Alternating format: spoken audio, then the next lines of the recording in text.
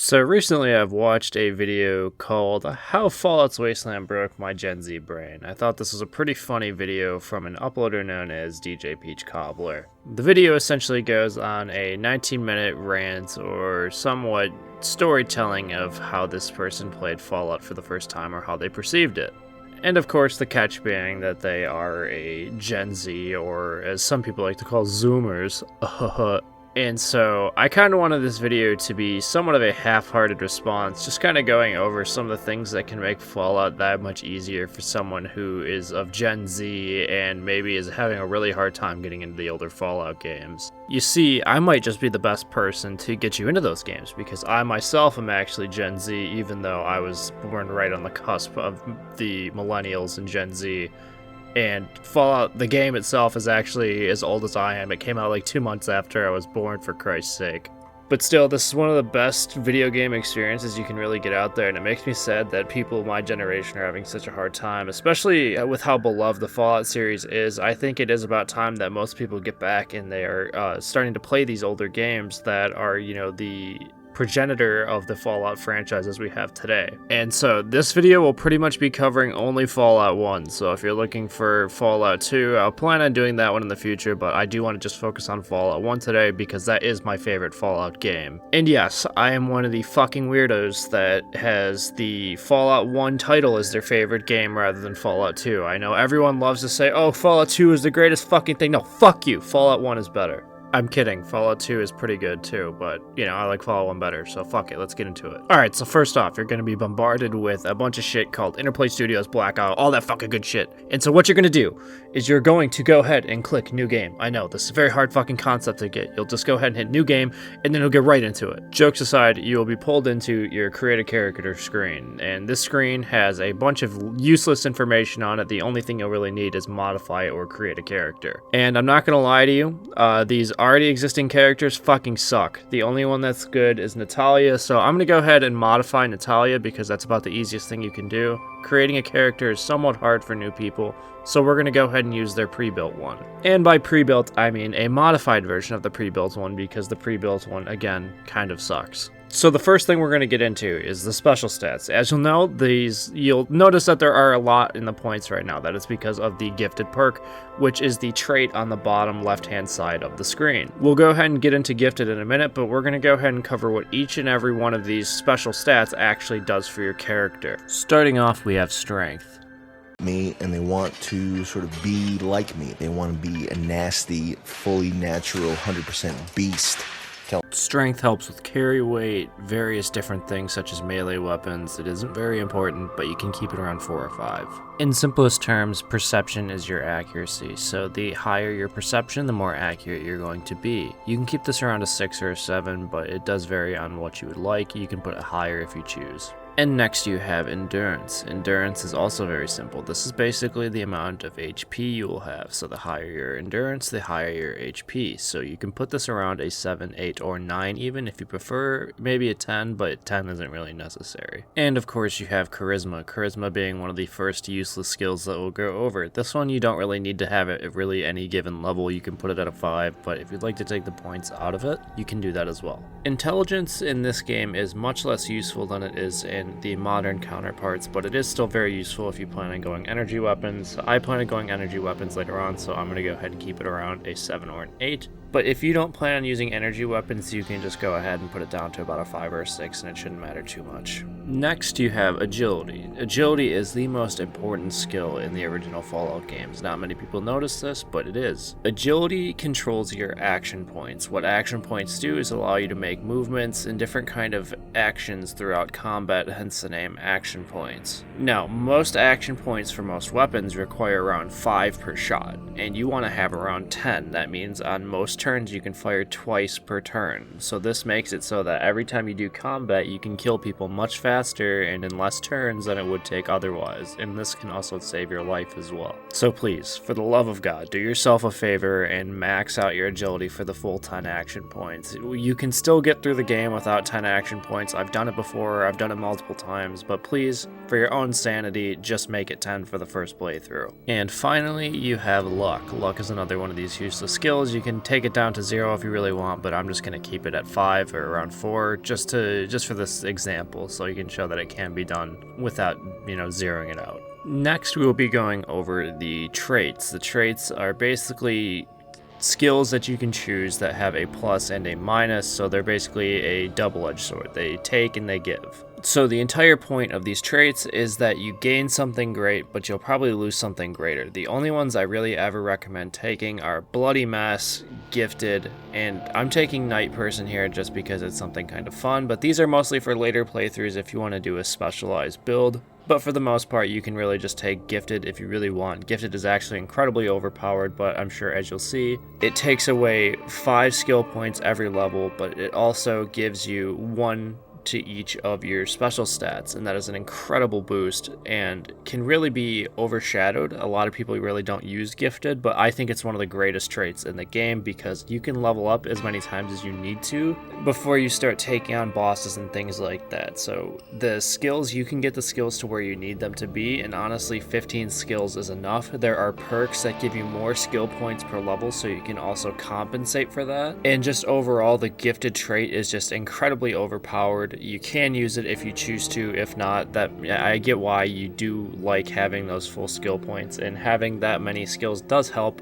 It makes it so you can get through the game a little bit faster, but I do like the Gifted perk, so I'm going to go ahead and choose that. And of course, if you want the all-time famous ending, you do need the Bloody Mess perk, so go ahead and select that if you do want that funny ending. But otherwise, you don't really need it. It just makes it so that everything is a lot more stylized, and every time someone dies, it goes down a giant hail of bullets or a huge bloody, gory mess, essentially. Alright, so next we have our tag skills. So the ones that the pre-selected or modified character already has, go ahead and undo those ones. Those ones aren't very useful. So what we're going to do is we're going to go ahead and tag small guns, first aid, and speech. The reason for this is because small guns are going to be the main weapons you're using for about the first 4 to 5 hours of the game. It's the truth. A lot of people make their builds for endgame weapons, or they'll choose big guns because they want to use a big gun, or an energy weapon because they want to use a plasma caster, etc., etc. When you're selecting your character, you want it to be built for the early game, not the late game. The late game is what you build up to. That's why this is a classic RPG. You're not building for the future right now, you're building for right now so you can survive and then build for the future. First aid can be toggled between first aid and repair based on your personal preferences. Honestly, it doesn't matter between the two. I prefer first aid, but you can do repair as well. They're both equally useful. And finally, speech. This one is mandatory. This is going to be how you obtain one of your first followers, and that first follower is going to make it so that you can kill pretty much any of the beginning game enemies without any real hassle. So I'm going to recommend that you tag the speech skill because it is necessary for recruiting him without having to spend 100 caps. But then again, 100 caps really isn't much, so if you'd rather tag something other than speech, you can do that too, but I recommend tagging speech because it does save you a bit of caps in the beginning of the game and makes the opening sequence and completing all the quests and shady sands in the beginning much easier.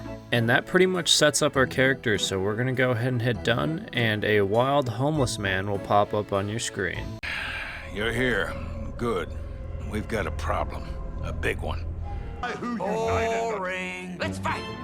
So next we're going to discuss the inventory system. Go ahead and follow the guide on screen. Very simple. The big red button on the left hand side swaps between items 1 and 2. You'll see when you open the bottom, which says inventory, below the red button, you'll have 2 slots. You'll have your generally occupied slot, which your weapon goes into, and the secondary slot, which is empty, which can be used to swap and basically holster your weapon. Next we have the skill dex. The skill dex contains all your manual use skills such as repair or first aid. All these skills are basically used as follows. You'll click on the skill and then place the icon over the object you want to use the skill on, and then you'll click and your character will use the skill on it. So for instance, if you want to use first aid, you'll click on first aid and then click on your character, and your character will use the first aid skill on itself. And sometimes it takes multiple tries depending on the level you have in the skill, but most often you can keep on repeating it and it will eventually work. Next, we will be going over combat. Combat is very simple. All you need to do is use right click to switch between your fire mode. So for instance, if you right click while the gun is on single fire, you will go to the Vats menu. The Vats menu is signified by a little yellow target, which you will see on the bottom right hand side of the screen. After you fire a shot, you will notice that there is a third option when you right click now, which is reload. It's very simple. You click on the icon when you have the reload option on, you left click, and then your character will reload the weapon.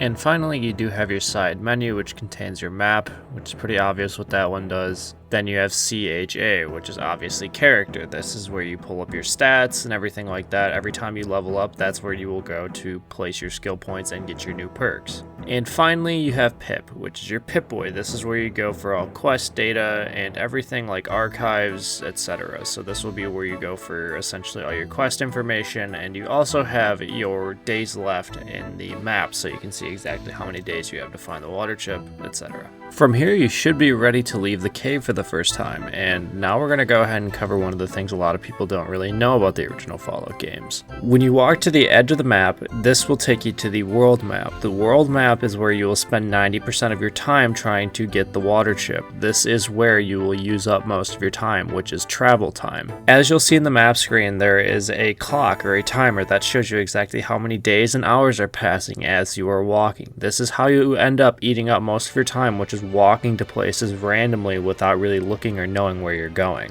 Most of the time you can get places marked on your map, but if you really need to, you can just pull up a map online and you can kind of see exactly where everything is.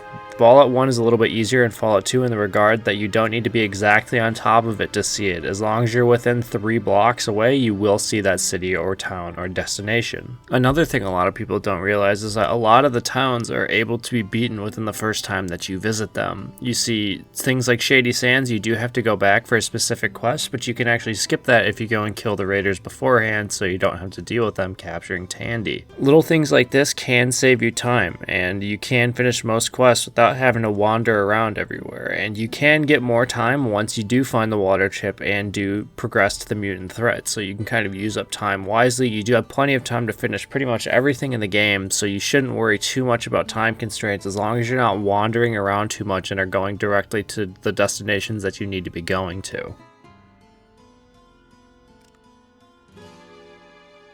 Finally, it is time for you to acquire the Chad himself, Ian. The first thing you're going to do out of the vault is head over to Shady Sands and then go in the building to the top right side. This building contains an absolute hunk of fucking masculinity named Ian, and he can do Chad things such as no, really, this guy is like the definition of Chad energy. He drops everything just for his share of the loot to go fight a literal mutant army and will follow you to the end. This guy is a literal Chad. From here, head up to the top side of Shady Sands and you will find a bookshelf. Go ahead and search that bookshelf and you will find a rope. Now go ahead and go to Vault 15, clear the trash on the entrance, go ahead and go down into the vault and use the rope to get into the elevator shaft. Once you do this, go ahead and use the rope on the elevator shaft and you will climb down and you'll see a locker on the lower right hand side of the vault. Go ahead and search that locker. You will find another rope as well as a set of leather armor. Go ahead and equip that armor and use the rope on the next elevator shaft. From there you will go down and you'll see that the vault is mostly caved in, including the part where you would need to find the water chips, so you're gonna need to go look somewhere else. Go ahead and loot those 2 lockers. You'll find a time bomb, some hand grenades, a 10mm SMG, and some ammo. Go ahead and take everything from those lockers. The time bomb is especially important though. Make sure you grab that. You can use that to stop the scorpion threat from attacking Shady Sands, and you can end that quest without having to go and kill 15 different scorpions. In order to get to the scorpions, all you need to do is speak to Aradesh and then go speak to Seth, and Seth will take you to the scorpion cave. You can go ahead and use your examination icon or your examination cursor, and you can see on the first little wall there that comes up in the cave that kind of pokes out, you can see that that is where you can place the bomb because it is a weaker section of the cave. Here you're pretty much ready to start on your own. I do plan on doing maybe a part 2 just to kind of wrap it up and show you some other basic things to do from the start, but from this point on, you can pretty much take yourself through the rest of the game. You should know basic combat skills, and you can follow other guides as well. You can follow things like a full story guide. This guide is more intending to have you at a point where you can kind of continue and explore yourself at a comfortable level while knowing all the controls and the things that you need to do in order to survive. This one is just covering basic things like attack, combat, movement, menus, everything like that, but I will probably go in depth in another video. So I hope you guys enjoyed this little guide here.